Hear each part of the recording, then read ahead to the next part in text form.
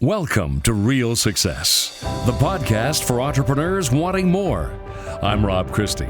Executive and life coach Brent will take you on a journey exploring the key pillars of real success, ultimately leading to your best life. Stay connected and experience the success that really matters in business and life. And now, here's Brent with today's episode. Our health has come under the microscope in so many ways this past year with COVID-19. It has gently reminded us how much our health is a foundation, a very important foundation at that, for everything we do and hope to do. I love the quote that says, "Without great health, nothing else matters." Bam! Kind of a mic drop statement, isn't it? It has a great connection to the fourth pillar of my 7 pillars of real success, vitality. It can add life to your years. But are you currently taking steps to invite or prevent disease? Tough discussion, isn't it? Most entrepreneurs who are caught up in the old traditional business success model are actively welcoming disease. That's right, welcoming it. The old traditional business success model sounds something like this. Work longer, work harder. That will lead to success, meaning financial success, and then you can have a life. So while you're waiting to have a life, health takes hit after hit. Energy declines. You get sick more often. Your productivity at work suffers. And maybe even your bottom line too. You've got nothing left for yourself or your loved ones when you finally do step away from your work. Vitality is not part of the mix, and it certainly doesn't feel like you're experiencing anything close to your best life. Embracing vitality and an active, healthy lifestyle while preventing disease and all the spin-off side effects, it goes a long way towards living your best life at work and at home sooner than later. It'll go a long way to making sure that there is a later too, but that's next episode's story. You know, living an active, healthy lifestyle was always something that was natural to me. Not always easy, but natural part of who I am and how I live. Thanks to my parents and my upbringing, it's a part of my mindset. I grew up really enjoying that part of my life. In my school years, my parents were pretty strict about a relatively early but consistent bedtime.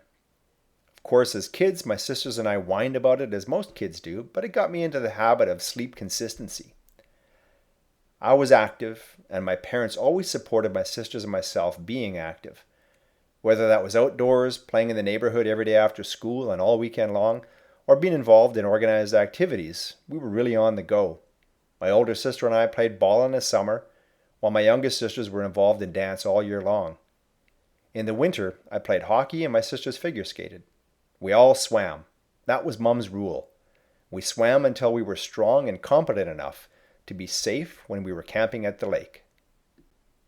I embraced and loved those things, and trying new sports and activities too. It set me up for the active lifestyle that I continue with today. Food. What kid doesn't like candy? I was no different. We had a place conveniently on the way to school called the Rich Variety Store, and Mr. Rich had the best candy selection you can imagine. If you go to Banff or Canmore today, you'll find a store similar to that store that I spent too much time in as a kid. Now, my mother didn't try to eliminate sugar from our diet. I think she understood the battle that it would be. No, instead, she focused on balancing healthy choices with what we ate at home and helping us understand that sweets, treats, and snacks were occasional things that we can enjoy as a part of an overall healthy eating lifestyle. Once again, I embraced this idea.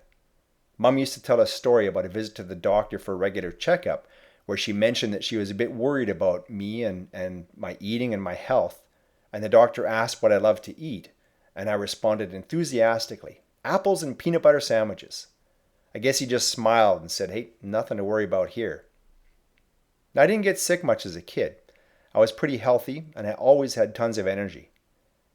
But a funny thing happens when you venture out onto your own into the world. You find out in a real hurry what sticks and what doesn't.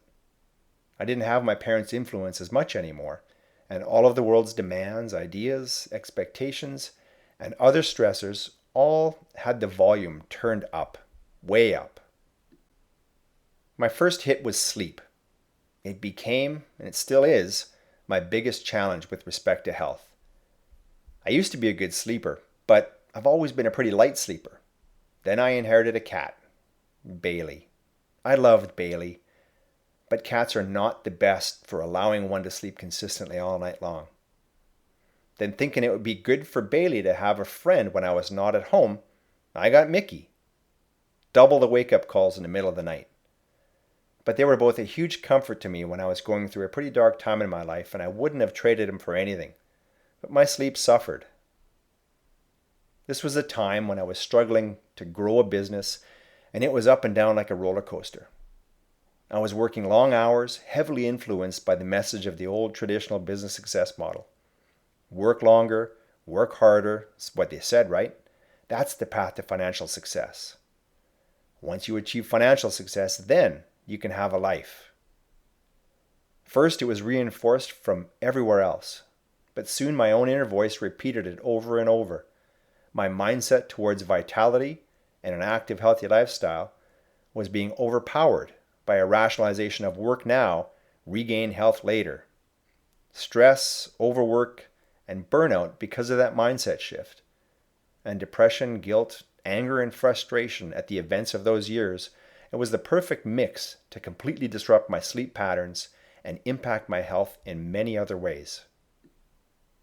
I kept being active during those years, but as work demands rose, activity tended to decline. I also ate fairly well, but just like exercise, as time was crunched and money was tight, the quality of food I ate declined. It was a wake-up call from a friend of mine who knew the younger me and knew the current me was not the me I wanted to be. And it was another wake-up call, the birth of my daughter, that further shook me into the need for change. I wanted to be able to be as active as I could as my daughter grew up. I wanted to participate along with her and be a role model as my parents had been for me. I needed energy to be more productive at work and to have more than enough left over at the end of the day. I needed my back not to ache from sitting all day. I wanted to play ball again and enjoy some of the activities that I still love to do. And so I began to shift my habits, my patterns, my choices, and my priorities. I made vitality important once again. I tied it to my deepest whys, and that gave it traction to take hold and motivate me into consistent action in a way that I felt necessary. It's been fun as my daughter has been growing up to not be limited in the activities we do. As a family, my wife, daughter, and I have skied, we've ran, mountain climbed, snorkeled, swam, even snowshoed, cycled, rock climbed, surfed, we've gone zip lining, and even gone dog sledding, just to name a few. Experiencing and enjoying these moments with my family is the essence of vitality, adding life to my years. I used to plan to learn a new activity each year. Now I'm introducing my daughter to new activities as I re-embrace them. This winter she tried snowboarding for the first time and is loving it. She's getting pretty good too.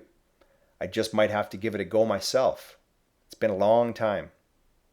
It's also been rewarding to me to have a positive influence on her and our family as a whole, to embrace healthier eating, while also being okay to enjoy the treats now and then, understanding how they best fit into a healthy lifestyle. And finally, sleep. Ah yes, my old challenge, sleep. While it's still a challenge to me, I have made significant strides in sleeping much better. I keep at it. I don't beat myself up when any aspect of my healthy lifestyle slips. I do acknowledge when I take good, positive steps forward, and I sure do notice the benefits. I can do more. I don't feel the aches and pains as much, and I don't get sick that often. I've got more energy. I focus better, think clearer, and actually get more done when I'm regularly active. Day by day, I support my family and they support me. Together we embrace vitality and all it brings to our daily work and the lives we love to live. We love how it adds life to our years. Thanks for listening. I hope this resonated with you today and inspires you to take a step towards achieving real success and experiencing your best life. You are absolutely worth it. Always remember that. If you got value today, please consider sharing this with another business owner on social media, by email, or even by directly texting this episode to a business owner you know who would appreciate it. You'll help extend our reach in supporting entrepreneurs everywhere to be successful in the ways that matter most to them. Don't forget to subscribe to this podcast wherever you love to listen so that you can get notified when all new episodes are released. And one last thing.